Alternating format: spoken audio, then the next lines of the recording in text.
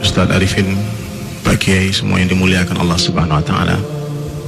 Sebelumnya saya minta maaf, dandanannya kayak Kiai. Saya bukan Ustadz, bukan Kiai, bukan ulama. Saya seorang musisi yang sampai hari ini masih berkarya, Ustadz. Cuman gara-gara ayat tadi itu tuh yang dibaca sama Ustadz itu, saya bersemangat untuk berdakwah. Itu saja. Jadi hadirin mulia, intinya seluruh manusia ini, siapa saja dia, itu menginginkan kebahagiaan.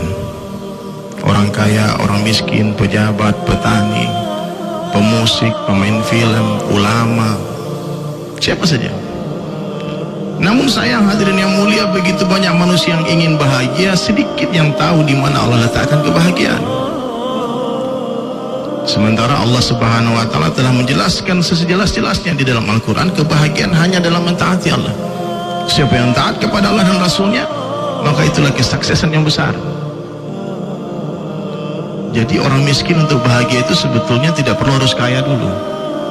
Taat kepada Allah pasti bahagia. Ini ketetapan Allah, gak bisa diganggu gugat. Sebagaimana Allah Subhanahu wa Ta'ala telah menetapkan rasa gula itu manis. Orang kaya makan gula, dia akan katakan gula itu manis. Orang miskin makan gula, akan katakan gula itu manis. Presiden, gubernur, bupati, polisi, jenderal, siapa saja yang makan gula, kita tanya bagaimana rasa gula, Pak? Apa katanya? Manis. Begitu juga hadirin dengan ketaatan. Orang kaya taat kepada Allah pasti bahagia. Orang miskin taat kepada Allah pasti bahagia. Presiden, gubernur, bupati, rame-rame, sendirian, amalkan agama, taat kepada Allah pasti bahagia. Sebagaimana kebahagiaan ikan ini hanya di dalam air, begitu juga kebahagiaan manusia hanya dalam ketaatan. Satu detik ketaatan kita kepada Allah itu lebih berharga daripada berjuta-juta detik ketaatan manusia kepada kita.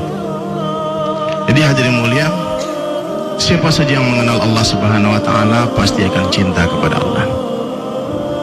Siapa yang cinta kepada Allah pasti akan takut kepada Allah. Takut kepada Allah ini berbeda dengan takut kepada makhluk. Orang kalau takut kepada makhluk, dia akan lari menjauh. Tapi orang yang takut kepada Allah, dia akan mendekat, merapat kepada Allah Subhanahu wa Ta'ala. Dan siapa yang mencintai Allah hadirin mulia pasti akan mencintai Rasulullah sallallahu alaihi wasallam. Pasti. Karena memang sunnah dalam bercinta itu begitu. Orang yang mencintai seseorang akan mengikuti dan mentaati orang yang dicintainya, dan akan mencintai segala sesuatu yang berhubungan dengan orang yang dicintainya, dan akan mencintai apa yang dicintai oleh orang yang dicintainya. Jadi kalau kita mengaku mencintai Allah, Allah sendiri perintahkan dalam Al-Quran, qul in kuntum tuhibbunallaha fattabi'uni yuhibbukumullah. Jadi kita diperintah oleh Allah Ta'ala untuk mengikuti Rasulullah sallallahu alaihi wasallam. Baru Allah Ta'ala akan mencintai kita. Jadi hadirin sekalian, kalau ada orang yang mengaku mencintai Allah sementara dia tidak mau menghidupkan sunnah Rasulullah sallallahu alaihi wasallam, pastikan orang ini pendusta. Dia pasti sedang berdusta. Kalau ada orang yang mengaku mencintai Rasulullah sallallahu alaihi wasallam tapi dia tidak menghidupkan sunnah Nabi sallallahu alaihi wasallam, itu suatu hal yang tidak mungkin hadirin mulia. Dulu Ustaz, saya suka sama satu band luar negeri, band metal. Terus namanya Sepultura, Metallica, Slipknot, System of a Down, macam-macam Ustaz. Itu Ustaz, rambutnya saya tiru, bajunya saya tiru. Dia pakai gitar, saya lihat merek gitarnya apa, saya tiru.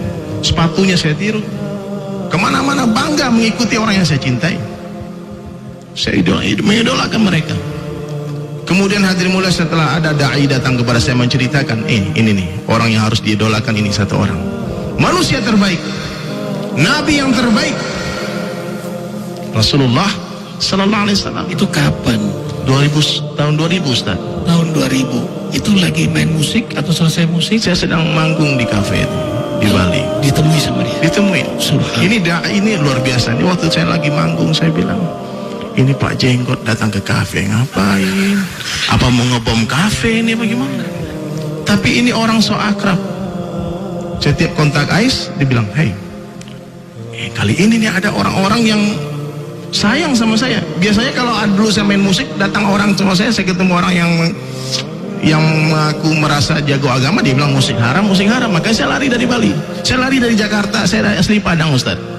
Karena saya rasa ini Islam tidak bersahabat dengan seni, dengan musik, hobi saya mau lari dari Islam. Di mana yang tidak ada azan? Bali. Oke. Allah. Kan tiap sebentar azan di Jakarta, Pak. Sementara kita nggak sholat, gimana? Kan mengganggu.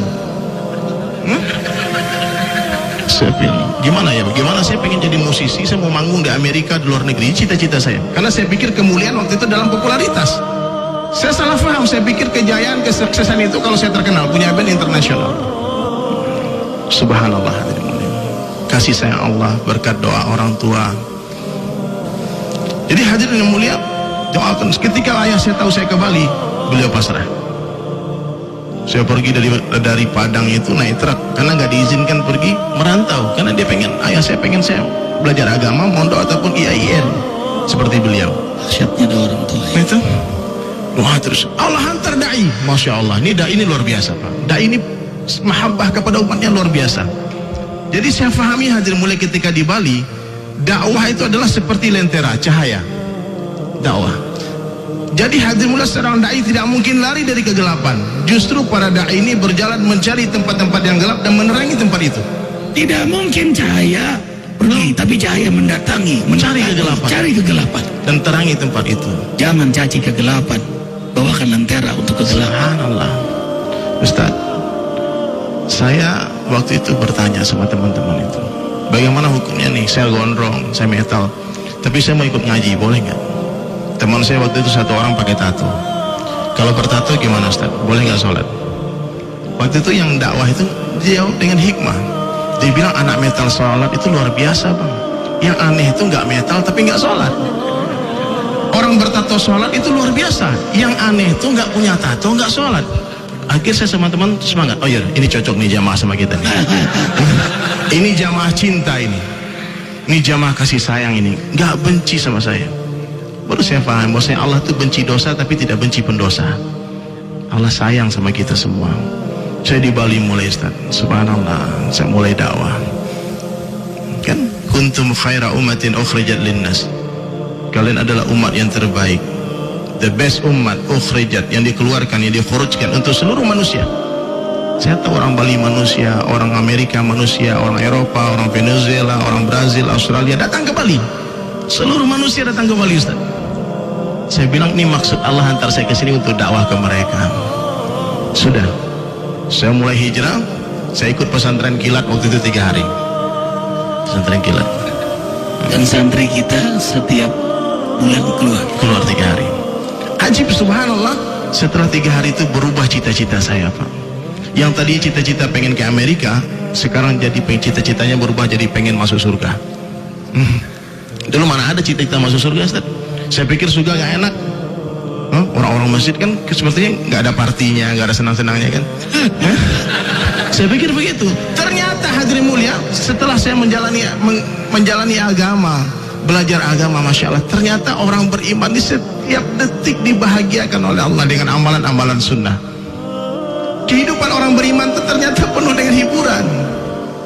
Zikir nikmat, baca Al-Quran bisa nangis nikmat. Ini saya pahami. Jadi saya pahami kita ini umat Rasulullah SAW, khairah umat yang terbaik. Umur kita singkat, 60-70 tahun.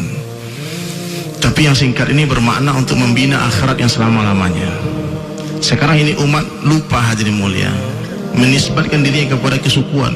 Bangga saya orang Padang, saya orang Jawa, saya orang Sunda, saya orang Bali, saya orang Amerika, orang Arab.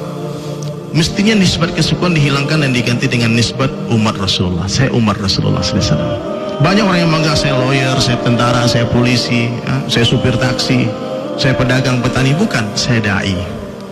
Dakwah ini mesti dijadikan kerja utama kita hadirin mulia. Kerja utama.